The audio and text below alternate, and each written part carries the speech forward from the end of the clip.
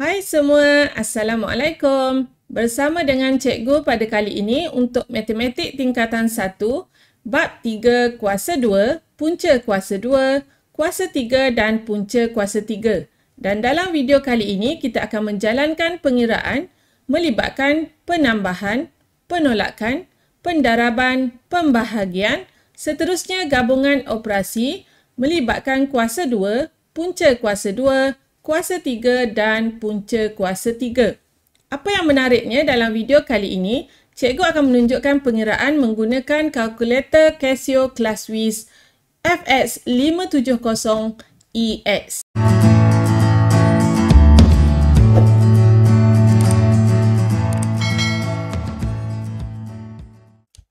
Kita akan mulakan latihan dengan soalan latih diri 3.2H buku teks muka surat 68.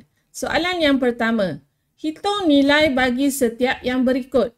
Soalan A, punca kuasa 2 49 tambah 3 kuasa 2. Sekiranya soalan ini adalah soalan objektif, kamu boleh terus menggunakan kalkulator untuk mendapatkan jawapan. Tetapi sebaliknya, jika soalan ini adalah soalan subjektif, kamu juga perlu menunjukkan langkah pengiraan bagi mendapatkan markah. Jadi untuk soalan yang pertama ni, cikgu akan tunjukkan kita dapatkan dahulu nilai satu persatu untuk mendapat markah. Okey, kita cari dahulu nilai yang pertama, punca kuasa 2 49. Okey, jadi punca kuasa 2 49 sama dengan 7. Jadi kita tulis 7 tambah 3 kuasa 2. Okey, 3 kuasa 2 iaitu 9. Jadi 7 tambah 9 sama dengan 16. Okey, sekarang kita menggunakan kalkulator untuk menyemak jawapan. Daripada awal, okey, punca kuasa 2 49. Okey, kita lihat tanda hitam ni masih berada di dalam kotak punca kuasa 2. Kamu tekan butang ke kanan. Okey, keluarkan dia daripada petak punca kuasa 2. Tambah 3 kuasa 2 sama dengan. Jadi kita dapat 16. Okey, soalan B. Punca kuasa 3 27 tolak 1/5 kuasa 2. Okey, kita cari dahulu nilai satu persatu. Punca kuasa 3 adalah berwarna kuning pada kalkulator. Jadi kamu perlu tekan shift. Okey, punca kuasa 3 27 sama dengan kita dapat 3. Operasinya ialah tolak 1/5 kuasa 2 sama dengan 9/4, iaitu nombor pecahan. Sekiranya kamu nak jadikan dia nombor perpuluhan, kamu perlu tekan SD. Okey, standard to decimal, kamu akan dapat 2.25. Okey, jadi 3 tolak 2.25, kamu akan dapat 0.75. Okey, kita kira menggunakan kalkulator. Shift, punca kuasa 3, 27. Okey, yang ni anak panah ke kanan, keluarkan dia. Tolak 1/5 kuasa 2. Okey, kita akan dapat 3/4 dalam bentuk pecahan. Nak tukar pada perpuluhan, tekan SD. Okey, kita dapat jawapan yang sama. Seterusnya, kita lihat soalan C. Punca kuasa 3 negatif 64 darab 0.2 kuasa 3. Okey, kita cari dahulu nilai punca kuasa 3 bagi negatif 64. Kamu tekan shift, tekan punca kuasa 2. Kita akan dapat punca kuasa 3. Tekan negatif 64. Kita akan dapat negatif 4. Okey, darab 0.2 kuasa 3. 0.2 kuasa 3, kamu perlu tekan shift kuasa 2. Okey, kita akan dapat kuasa 3. Kita dapat nombor dalam bentuk pecahan.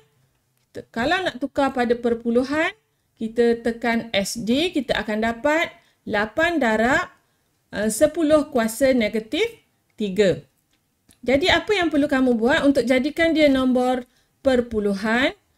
Tekan shift, ENG. Jadi kamu akan dapat 0.008 darab 10 kuasa sifar. Okey, 10 kuasa sifar ni adalah 1. Jadi nombor yang kita dapat adalah 0.008. Okey, kita darabkan, kita akan dapat negatif 0.032. Okey, kita semak menggunakan kalkulator. Tekan shift, punca kuasa 2. Okey, kita tekan negatif 64. Okey, keluarkan tanda ni, tekan ke kanan, darab 0.2, tekan shift kuasa 2. Okey, kita akan dapat kuasa 3. Jadi jawapannya dalam bentuk pecahan juga. Kita tekan SD, kita akan dapat negatif 0.032. Okey, soalan D. Soalan D, negatif 2 kuasa 2 bahagi punca kuasa 2 100.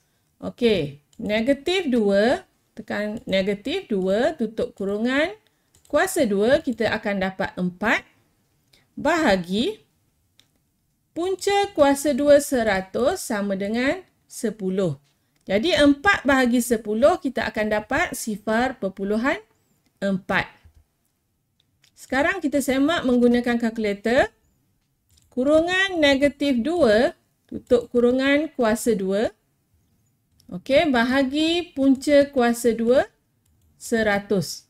Pastikan sama paparan yang ada pada kalkulator dengan soalan. Jadi kita akan dapat 2/5 dalam bentuk pecahan. Kamu tekan SD untuk dapat jawapan dalam bentuk perpuluhan. Okey. Seterusnya soalan E. Mulai soalan ni kita akan terus semak jawapan menggunakan kalkulator. Sekiranya kamu buat satu persatu, kita akan dapat 1/5 tolak 2/5, iaitu jawapannya adalah negatif 1. Okey, sekarang kita nak semak. Jadi kita akan ikut sahaja soalan ni, punca kuasa 2. Okey, yang ni kita akan jadikan nombor bercampur. Okey, jadi kamu perlu tekan shift, tekan pecahan. Okey, kita masukkan nilainya 2, 1/4. Okey, bila tanda ni berada di bahagian bawah, kamu perlu tekan sebanyak 2 kali. Sekali dia masih lagi berada di dalam kotak punca kuasa 2. Okey, 2 kali untuk keluarkan dia daripada kotak punca kuasa 2. Barulah kita tekan operasi tolak.